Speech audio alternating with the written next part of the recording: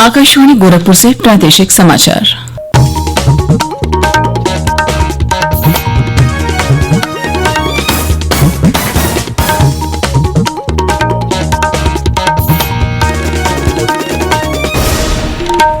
नमस्कार, समाचार बुलेटिन के साथ में शिवानी अरोरा। पहले मुख्य समाचार। प्रधानमंत्री नरेंद्र मोदी ने संसद में कृषि विधेयकों के पारित किए जाने का किया स्वागत। किसानों के लिए न्यूनतम समर्थन मूल्य जारी रखने का दिलाया भरोसा। केंद्र सरकार ने रबी फसल का न्यूनतम समर्थन मूल्य बढ़ाया। मुख्यमंत्री योगी आदित्यनाथ ने कहा, कोरोना को परास्त करने के लिए एक कदम आगे की रणनीति है आवश्यक। और पिछले 36 घंटों के दौरान प्रदेश में 6,320 कोरोना रोगी स्वस्थ हुए। स्वस्थ होने की दर बढ़कर हुई 80.69%। अब समाचार विस्तार से। प्रधानमंत्री नरेंद्र मोदी ने संसद में कृषि विधेयकों के पारित किए जाने का स्वागत करते हुए कहा है कि इससे कृषि क्षेत्र में क्रांतिकारी बदलाव आएगा। उन्होंने कहा कि भारत में कृषि क्षेत्र में आधुनिक प्रौद्योगिकी के इस्तेमाल और बुनियादी ढांचे के उन्नयन की आवश्यकता है। प्रधानमंत्री ने कहा कि इन कानूनों से किसानों को बेहतर उपकरणों का इस्तेमाल कर अपना उत्पादन बढ़ाने में मदद मिलेगी। प्रधानमंत्री ने कल वीडियो कॉन्फ्रेंस के जरिए बिहार में 14,258 करोड़ रुपए की लागत वाली 9 राजमार्ग परियोजनाओं की आधारशिला रखी। श्री मोदी ने देश के किसानों को आश्वस्त किया कि सरकार का उद्देश्य किसानों की सेवा करना और भावी पीढ़ियों के लिए एक मजबूत कृषि उद्योग का निर्माण करना है। उन्होंने कहा कि यह कानून बनने से किसानों की पहुंच नई टेक्नोलॉजी तक हो सकेगी और इससे उनका उत्पादन बढ़ेगा। इंफ्रास्ट्रक्चर के विकास के सबसे ज्यादा लाभ समाज के सबसे कमजोर वर्ग को होता है। इससे हमारे किसानों को भी बहुत अधिक लाभ होता है। किसानों को अच्छी सड़कें मिलने से, नदियों पर पुल बनने से खेत और शहरों के मार्केट की दूरी कम हो जाती है। कल देश की संसद ने देश के किसानों को नए अधिकार देने वाले बहुत ही ऐतिहासिक कानूनों को पारित किया है। प्रधानमंत्री श्री मोदी ने कृषि व्यवसाय में बिचौलियों को हटाने की आवश्यकता का भी जिक्र किया। श्री मोदी ने कहा कि कई दशकों तक भारत के किसान बिचौलियों के चंगुल में फंसे रहे हैं। उन्होंने आश्वासन दिया कि न्यूनतम समर्थन मूल्य की व्यवस्था बनी रहेगी। प्रधानमंत्री ने यह भी आश्वासन दिया कि सरकारी खरीद व्यवस्था भी बिना किसी रुकावट के जारी रहेगी।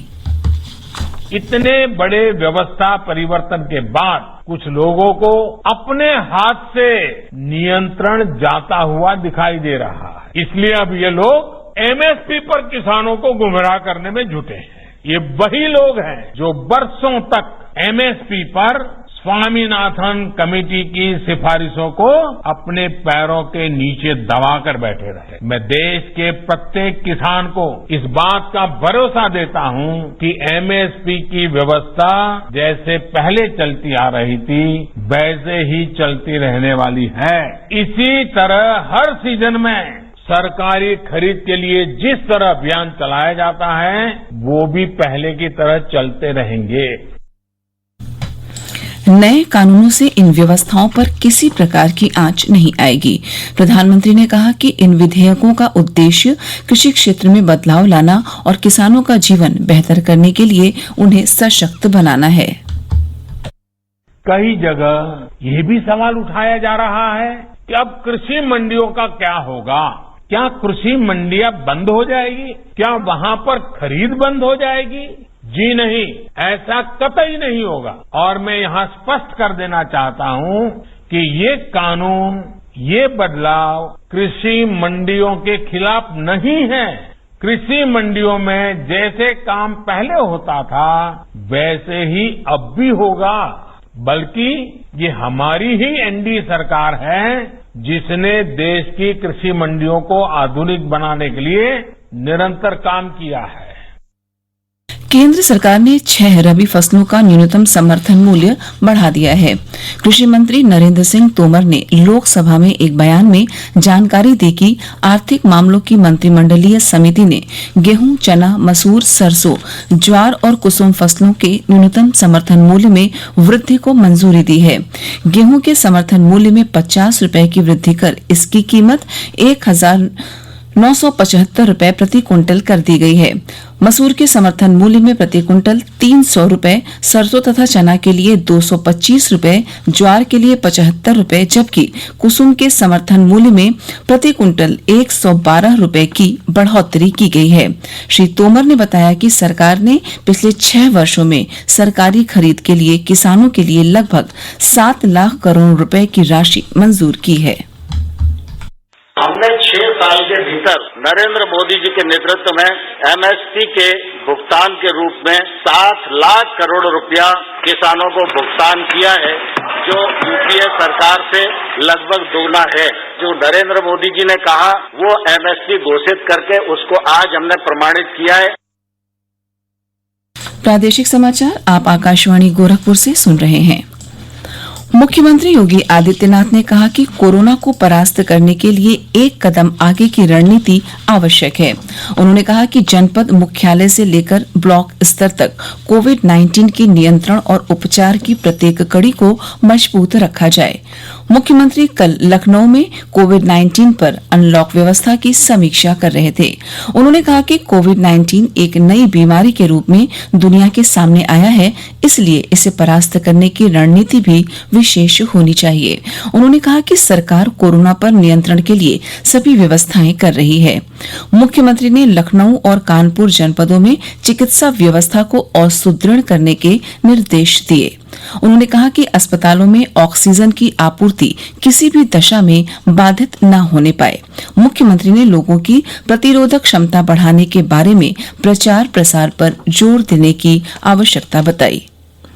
प्रदेश में पिछले 36 घंटों के दौरान 6,320 कोरोना रोगी ठीक हुए हैं और राज्य में रिकवरी रेट बढ़कर 80.69% हो गई है। अपर मुख्य सचिव स्वास्थ्य अमित मोहन प्रसाद ने कल लखनऊ में पत्रकारों को बताया कि अब तक 2,89,594 कोरोना रोगी पूरी तरह से ठीक हो गए हैं।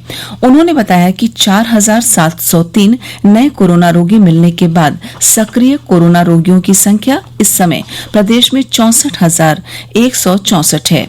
उन्होंने बताया कि 33,040 रोगी होम आइसोलेशन में रह रहे हैं। राज्य में कोरोना से अब तक 5,135 लोगों की मौत हुई है। देश में कोविड-19 रोगियों के स्वस्थ होने की दर 80.12% तक पहुंच गई है। पिछले 36 घंटों के दौरान 93,000 से अधिक कोविड रोगी स्वस्थ हुए हैं। लगातार स्वस्थ होने की दर बढ़ने से यह सुनिश्चित हो गया है कि देश में संक्रमितों की संख्या में कमी आई है। प्रदेश के मुख्यमंत्री योगी आदित्यनाथ ने उद्योगों की स्थापना के लिए भू उपयोग परिवर्तन अब मात्र 90 दिन में करने का फैसला किया है। परिवर्तन शुल्क भी घटा दिया गया है। श्री योगी ने कहा कि जिला पंचायतें अब कुल एकत्र टैक्स का 60% हिस्सा औद्योगिक क्षेत्रों के रखरखाव पर खर्च करेंगी। मुख्यमंत्री के सरकारी आवास पर कल इन्वेस्ट यूपी की उच्च स्तरीय प्राधिकृत समिति की पहली बैठक हुई। बैठक में कृषि से औद्योगिक श्रेणी में भू उपयोग परिवर्तन शुल्क को घटाकर सर्किल रेट के 35% के स्थान पर 20% करने का निर्णय लिया गया। बड़े भूखंडों पर टेलीस्कोपिक दरों को शामिल करते हुए यह शुल्क अब मात्र 14% रह जाएगा। इसके साथ ही ग्रामीण क्षेत्रों में स्थित औद्योगिक आस्थानों व क्षेत्रों में इकाइयों को दोहरे टैक्स के बोझ से मुक्ति मिलेगी। आगरा स्थित ताजमहल सहित राज्य भर में कई ऐतिहासिक स्मारक 6 महीने के अंतराल के बाद कल आम जनता के लिए खोल दिए गए। इनमें लखनऊ का बड़ा और छोटा इमामबाड़ा और सारनाथ का म्यूजियम भी शामिल है। हमारे संवाददाता ने बताया कि कोरोना संक्रमण को देखते हुए पर्यटकों के लिए सख्त दिशा निर्देश जारी किए गए हैं, जिनका पालन करना अनिवार्य कर दिया गया है। इन स्थलों को दोबारा खोलने के लिए भारतीय पुरातत्व सर्वेक्षण विभाग ने पर्याप्त इंतजाम किए हैं। कोरोना वायरस से जुड़े दिशा निर्देशों का पालन करते हुए ताजमहल में एक दिन में सिर्फ 5,000 लोगों को ही प्रवेश दिया जाएगा। इसके अलावा ज्यादा लोगों की एक साथ खड़े होकर फोटो खींचने पर भी मनाही होगी। टिकट खिड़कियां बंद रहेंगी और सिर्फ टिकटों की ऑनलाइन बिक्री की जाएगी। मजार के पास एक बार में सिर्फ 5 लोगों को जाने की इजाजत होगी और पार्किंग सहित अन्य स्थानों पर भी सिर्फ डिजिटल माध्यम से ही भुगतान किया जाएगा।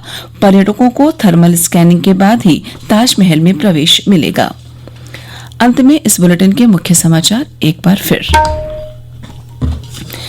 प्रधानमंत्री नरेंद्र मोदी ने संसद में कृषि विधेयकों के पारित किए जाने का किया स्वागत। किसानों के लिए न्यूनतम समर्थन मूल्य जारी रखने का दिलाया भरोसा। केंद्र सरकार ने रबी फसल का न्यूनतम समर्थन मूल्य बढ़ाया। मुख्यमंत्री योगी आदित्यनाथ ने कहा, कोरोना को परास्त करने के लिए एक कदम आगे की रणनीति है आवश्यक। और पिछले 36 घंटों के दौरान प्रदेश में 6,320 कोरोना रोगी स्वस्थ हुए। स्वस्थ होने की दर बढ़कर हुई 80.69%।